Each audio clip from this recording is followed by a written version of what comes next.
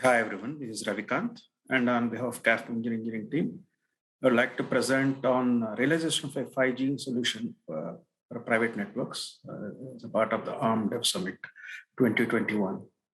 What we plan to cover as a part of this presentation is to focus on what are the key 5G private network requirements, cloud native requirements, because that's one of the key requirements as we go into the private 5G space, right? What are the requirements for building a cloud native architecture? How do we realize it? And then within the RAN itself, what are the feasible options which need to be considered? And then briefly touch upon the next steps and how do we proceed. Right, this slide gives a high-level overview of the private 5G network. As you can see, right, there are multiple nodes and components which need to be considered in realization of a 5G network.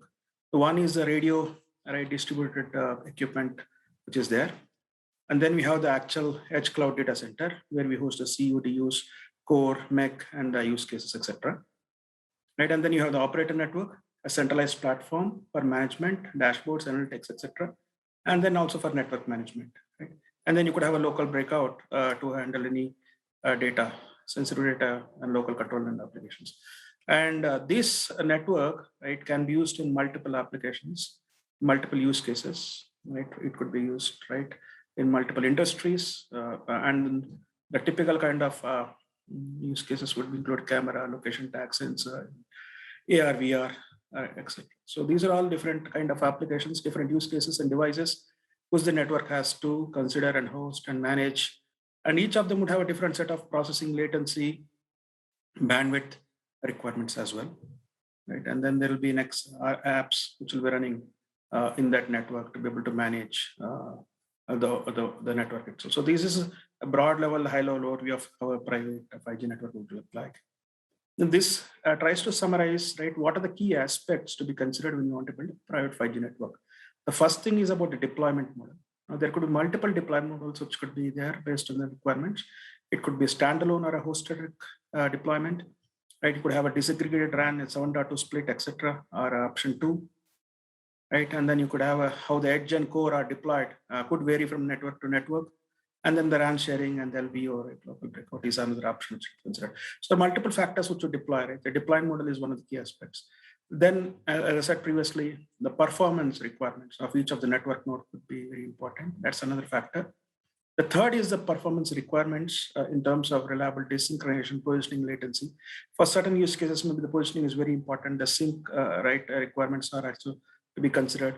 So depending upon the kind of deployment where the network is to the private 5G network is used, the performance requirements vary and the network has to cater that aspect as well.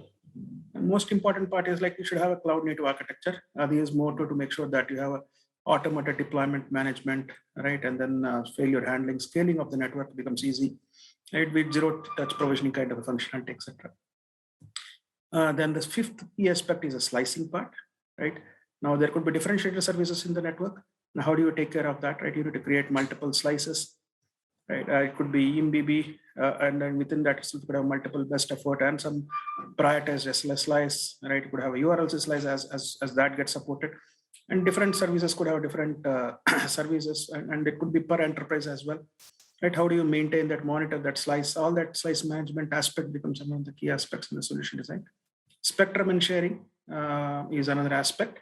Security and privacy are the most important aspects to make sure that okay, you have the right encryption, the data security, and monitoring which is there in place. The authentication, the users are also controlled, etc. So that's another aspect of the building of a private 5G network. And most important, what all verticals, right? Depending upon the kind of vertical where this is to be deployed, the kind of devices, use cases would vary as well.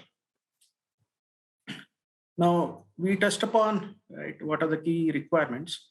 Now, if you come to the next part, what are the key architecture challenges, right? So that's another key aspect. Now, there are a bunch of requirements which are there. Now, if you want to build, and this talks about some of the key aspects to be considered when you want to build right, a network. One is it has to be a multi-tier network, right, and be able to take care of different topologies. Second, make sure it's modular in architecture. And then, right, you'll be able to meet the performance requirements. How do you make sure that, right? So, for example, the PCIe accelerator, NIC cards, right? Some of those aspects. What are the kind of solution need to be developed to be able to make sure that you are able to realize right requirements. The second is actually what is the context-driven software design is a key aspect of network. This would also include, right, for example, the multi-site mesh, site to edge, and the site to cloud. These are kind of connectivities which should be considered.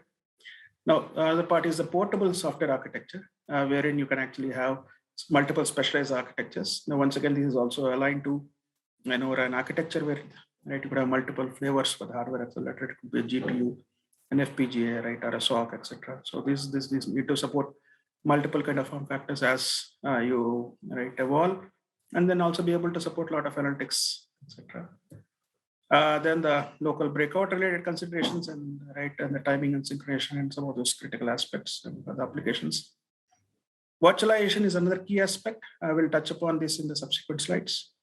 So as we evolve, right, it's better to have a standard based architecture, and then so incorporating the ORAN based architecture split, and then also some of the principles of RAN sharing which are being defined both in 3GPP and ORAN. So those principles need to be considered so that you have the flexibility in building and the network. So this is another key architecture challenge which you need to consider. And then within that context itself, the orchestration part could be based on some of those principles. Cloudification orchestration could be based on principles defined in the specs itself. Finally, right, it has to be a microservice-based architecture to help in deployment across multiple platforms. Now, we talked about actually multiple deployments. I'll give an example of two kind of nodes. One is standalone deployment, in which case, right, for example, we have a enterprise cloud-hosted core. And then we have the factory premise where you have the complete small cell with edge apps, which are there. And there could be multiple factory premises, a set of devices, different set of devices, which could be operating within that factory premise, connected by a backhaul, where the complete core as well as the edge is actually hosted in an enterprise network. In this case, the data stays within the network and fully managed by the enterprise managed network itself. Now, the second kind of deployment option could be a hosted deployment option, right? In which case, right, you have the CUDU plus as well as the edge as well as the core, which is actually hosted on managed by the operator. And then what you could have is the customer XApps could be running outside this deployment. And then you could have within the premises a set of devices which will be catering to. And there's a common network which is catering to each of those customer 2, or the private network 1 or private network 2. Now, what happens is the customer onboards with certain service guarantees and secure access. And then service guarantees to customer provide based on the dedicated slices or dedicated CNFs, etc., which will be considered as a part of the design principles. Now, we talked about actually what are the typical deployment options, architecture principles, key requirements. As I said, the cloud native principles are very important. When we talk about the cloud native, we talk about actually a lifecycle management for a private 5G network. So day 0, day 1, day 2 requirements, as we typically envisage for any network deployment are very critical over here as well. So we need to make sure that the network is built upon the cloud native architecture principles, so that these day 0, 1, 2, the requirements could be automated and streamlined.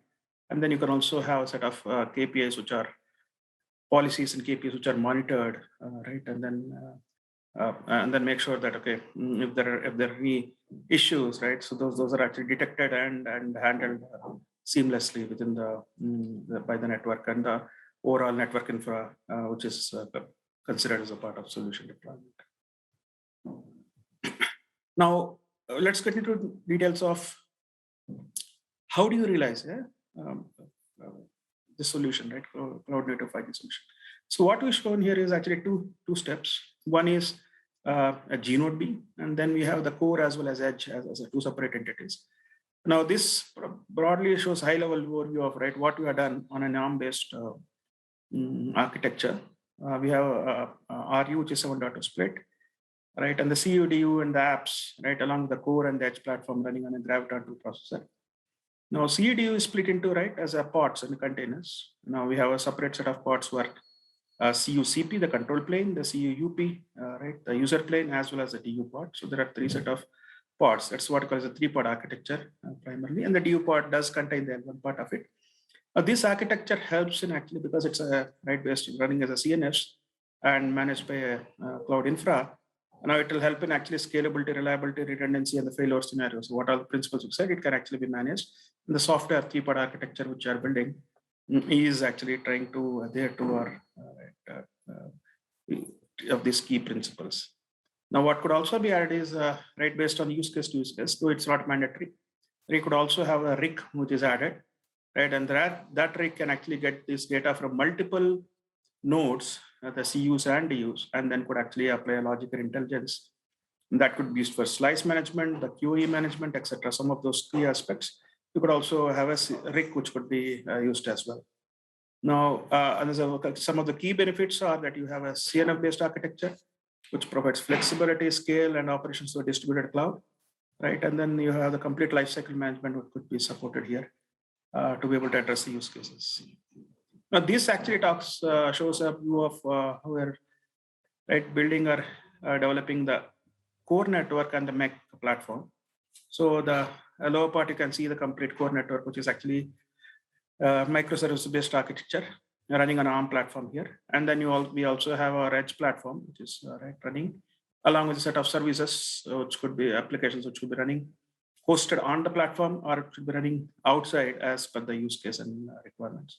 Now, if it also provides a SDK, or a UI interface to the user for monitoring and also building some of those applications as well.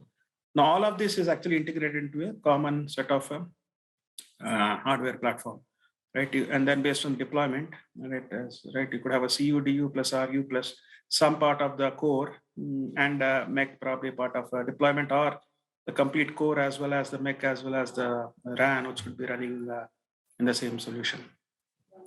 Right. This is another view of how the overall solution could be realized, and all this is done on a ARM-based platform. So what we have done is give a high-level summary. Right, we have a complete CU/DU, edge and the core network running in a single box form factor. We are using actually running on an Ampere Altra server. All of this running. So it's all Kubernetes-based containers versions which are running, and we're there into the cloud native principles which were discussed previously. And the core handles the complete core network part, right from the mobility, session management, user handling, authentication. And the edge platform, which we call the Instance Edge, actually does a complete lifecycle management of the overall solution, and also provides a catalog for services and third-party applications which could be running for this use case. Now, the next part, what I try to do is give a brief overview of what are the different ways of aspects of realizing a RAN on an ARM processor. Now that's very multiple form factors and variants you could have. One is you could have a small cell form factor, based on once again a deployment option. It could be just, I would say, the DU plus RU running as an integrated box, or actually the CU/DU plus RU could be running on an integrated box, and then the rest of the entities could be running outside. Or like the other case, what you saw, the Graviton processor, where the whole the core as well as the MEC also, the edge also could be running in the same platform. Now, each of that could have a different kind of a processing and design and architecture constraints which should be considered. Now, let's take this simple case. One of the cases of actually how do you realize a small cell on an ARM-based SoC? Now, the key requirement would be that, as I said, you need to have the complete DU or the CU/DU option running in a processor. They are constrained to the number of cores. And an IPsec could be a requirement, and you need to have an ONM interface with the next SM or the NMS part. And a typical number of cores when you talk about the small cell is about 4 cores. It could be NUOS N1 or actually the NXP kind of variants which could be there. Now the 2160 kind of variant could be running actually a complete CU plus DU kind of a form factor. This slide talks about actually how do you realize a complete solution, integrated RAN solution using 1046A.